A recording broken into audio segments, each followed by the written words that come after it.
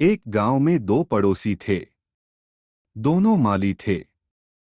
दोनों के पास अपने अपने बागान थे और वे उनमें तरह तरह के फलों के पौधे उगाते थे।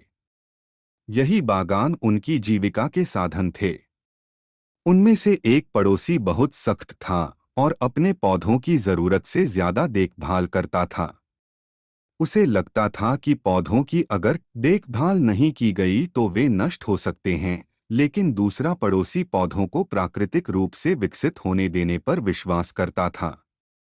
वह पौधों की उतनी ही देखभाल करता था जितने की उन्हें आवश्यकता थी, लेकिन वह अपने पौधे के तनों और टहनियों को काट-छांट न करके अपनी मनमर्जी दिशा में बढ़ने देता था।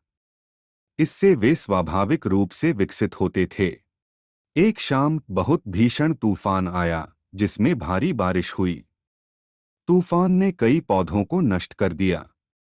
अगली सुबह जब सख्त पड़ोसी उठा तो उसने पाया कि उसके सारे पौधे उखड़ गए और बर्बाद हो गए।